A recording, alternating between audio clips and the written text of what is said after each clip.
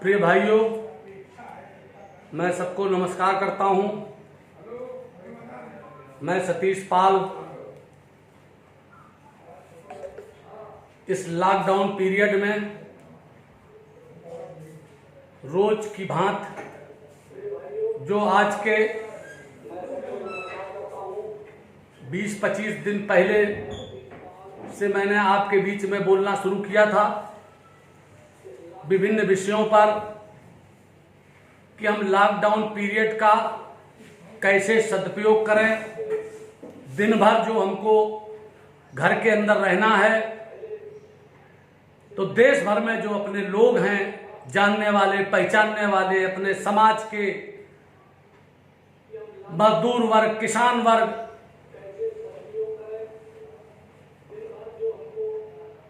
जितना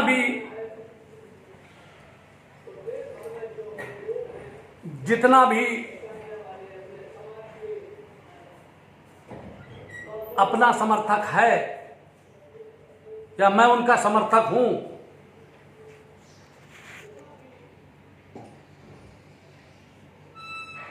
उनके सतत संपर्क में हम कैसे रहें।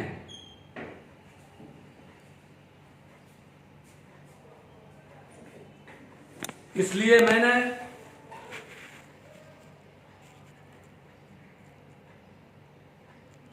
इस फेसबुक लाइव का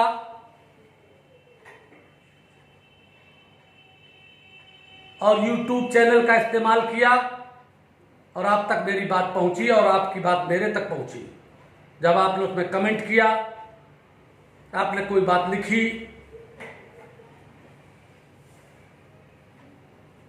मेरा मनोबल बढ़ाया, क्योंकि हम राजनीतिक क्षेत्र में हैं, सेवा के क्षेत्र में हैं और हमारा जो क्षेत्र है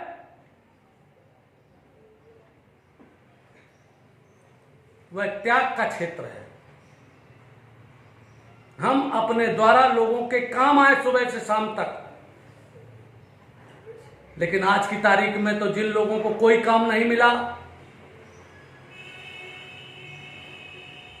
पहले तो प्रयास होता है हर आदमी का कि हमारी सरकारी नौकरी लग जाए, क्योंकि जितने भी हमने देखे हैं, आप जानते ही हो कि किसी को जब अपनी बेटी की शादी करनी होती तो सबसे पहले लड़का, नौकरी वाला लड़का ढूंढता है, और जितनी बड़ी नौकरी होती है उतना बड़ा दहेज होता है, और उसका अंत जब छोटी नौकरी से होता है कि वो चपरासी की नौकरी पर है, तो दूसरा व्यक्ति जो शादी करने वाला, जिसकी बेटी होती है, वो 10-5 लाख रुपए का दहेज भी देता है और चपरासी लड़के को चुनता है शादी के लिए, और वो भले ही हाई स्कूल हो और उसकी बेटी एमए पास हो, क्योंकि उसको अपनी बेटी का भविष्य सुरक्षित लगता है। बाद में चाहे भले ही वो लड़का शराबी निकल जाए, बदमाश निकल जाए, बेटी को परेशान करे, लेकिन इस देश में जो परंपरा है, जो हमारे यहाँ की परंपरा है, जो हम देखते हैं अपने समाज में और संपूर्ण समाज में, और सबसे ज्यादा तो वो लोग इसके शिकार हैं जो इस समाज में सबसे बुद्धिमान कहे जाते हैं। आईएएस, आईपीएस, पीसीएस, बड़े बड़े अधिकारी, चाहे जिस समाज के हो, 2-4% लोग आपस में सिलेक्ट कर लेते हैं आईएएस को, आईपीएस को या दूसरे को, बड़े अधिकारी को, और प्रेम विवाह करने के बाद वो करते हैं। वो सबसे, मैं तो उनको बड़ा सर्वोच्च मानता हूं। लेकिन अगर कहीं भी अगर एंगेज मतलब आपसी अगर इसके आधार पर होता है, तो अगर लड़का ये कह भी दे कि हमको कोई दहेज नहीं चाहिए, तो भी लड़की वाला बहुत दहेज देगा, क्योंकि आईएएस को, उसका पिता आईएएस का, वो कोई भी बहुत पढ़ी लिखी ज्ञानमान लड़की, गरीब की लड़की नहीं लेगा। ये जो समाज में विकृति है, मैंने आपसे दोस्तों कहा, उसकी तरफ आपका ध्यान आकर्षित किया है। और अगर ये पता चल जाए कि कोई नेतागिरी की लाइन में है और ये आगे चल के विधायक बनेगा, मंत्री बनेगा, तो लोग उसके साथ अपनी लड़की की शादी नहीं करेंगे क्योंकि उसका भविष्य सुरक्षित नहीं है। जबकि देश चलाने वाला, देश को दिशा देने का काम भारत की संसद, प्रदेश की विधानसभाएं करती हैं, हुकूमत नेता करता है, और वहां पर उतने पढ़े लिखे लोग नहीं पहुंचते। क्यों नहीं पहुंचते? क्योंकि सब नौकरी ही करना चाहते हैं। तो मैं तो ये कहूंगा कि जिसको कोई काम नहीं मिलता, उनकी 90% संख्या है, क्योंकि बहुत से लोग हैं जिन्होंने देश के लिए, समाज के लिए अपना पूरा जीवन दे दिया है और शादियां भी नहीं की हैं। वो राष्ट्रीय स्वयंसेवक संघ में मैं देखता हूं, आरएसएस में देखता हूं, तो मैं यदि सबको कह देता तो उनका अपमान हो जाता। और उसमें चाहे हमारे नरेंद्र मोदी जी हों, चाहे स्वर्गीय अटल बिहारी वाजपेयी जी हों, और बहुत से नेता लोग हैं हमारे प्रदेश में, हमारे मुख्यमंत्री योगी आदित्यनाथ जी भी हैं। हां, स्वर्गीय काशीराम जी ने अपना जीवन दिया था, नौकरी छोड़कर आए थे, तो समाज ने उनको माना भी। मायावती जी ने भी शादी नहीं की और समाज के लिए अपना जीवन दिया, लेकिन आखिरी में वो रुपया के चक्कर में और नेताओं के चक्कर में टिकट जो बेचने लगी, उन्होंने संपूर्ण समाज के साथ अन्याय कर दिया। इसीलिए दोस्तों ये कहते हैं,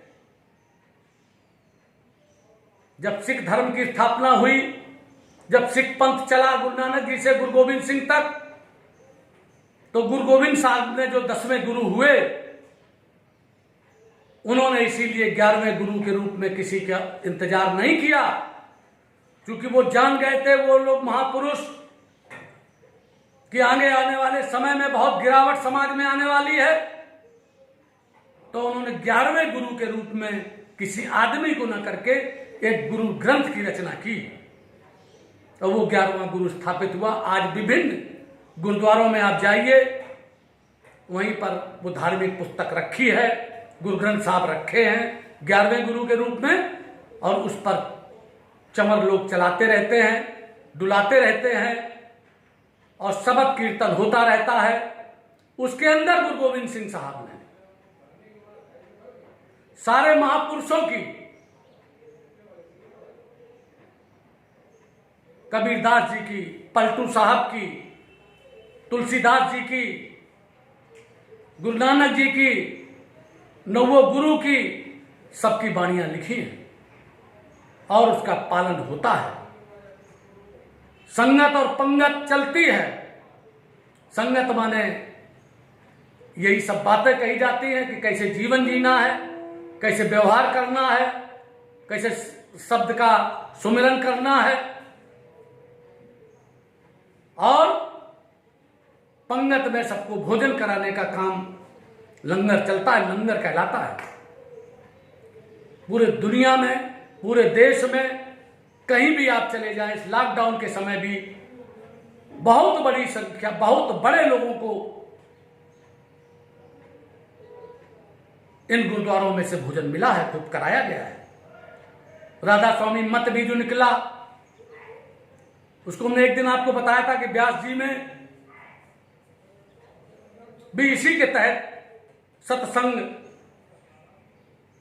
और भोजन कराया गया। नाम की चर्चा नहीं करते हो, नाम की चिंता नहीं करते। तो दोस्तों, जब राजनीति में अच्छे लोग नहीं होंगे, जब वोट बेचने वाले, वोट खरीदने वाले, व्यापार करने वाले, प्रधान बन के मनरेगा की बेईमानी करने वाले, बीडीसी बन करके ब्लॉक प्रमुख के चुनाव में वोट का पैसा लेने वाले, जिला पंचायत सदस्य बनने वाले लोग, और जिला पंचायत सदस्य के रूप में जब जिला पंचायत अध्यक्ष को वोट दे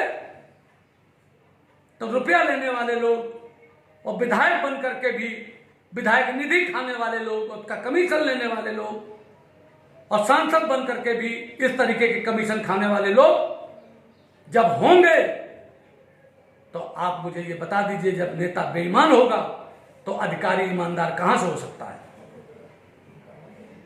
हमारे देश के प्रधानमंत्री ईमानदार हैं, हमारे उत्तर प्रदेश के मुख्यमंत्री ईमानदार हैं, प्रयास पूरी तरीके से जारी है, हम लोग भी कर रहे हैं और प्रयास पूरा कर रहे हैं, ये मैं आपको बता दूं दोस्तों।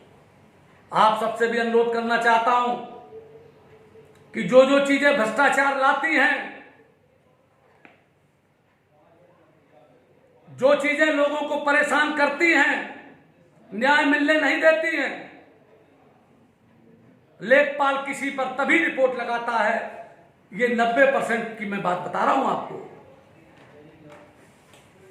ग्राम पंचायत अधिकारी रिपोर्ट तभी लगाता है, कोई दरोगा पुलिस में भी अगर कहीं किसी ने किसी को सताया और कोई बड़े नेता का फोन आ गया तो उसको छोड़ दिया जाता है, 151 में चालान कर दिया जाता है, पक्षपात किया जाता है।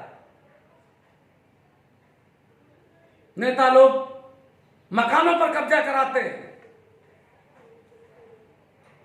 बहुत से लोग इस विषय पर एक दिन मुझे बोलना है, मैं बताऊंगा कहां कौन किसने क्या क्या किया है। अपने समाज के लोग हैं जिन्होंने लोन पे लिया और उसके मकान पे 3 मंजिले मकान पर कब्जा कर लिया गया। 50 लाख रुपया तो उन्होंने लोन लिया जिसका उनको ब्याज भरना पड़ता है, कब्जा दूसरे करे, उन्होंने कर लिया उनके खरीदने के बाद। वो भी सारी चीजें मैं आप सबको दिखाऊंगा, बताऊंगा। अगर आपके बीच का आदमी विधायक हो जाए तो उसका मर्डर कर दिया जाता है।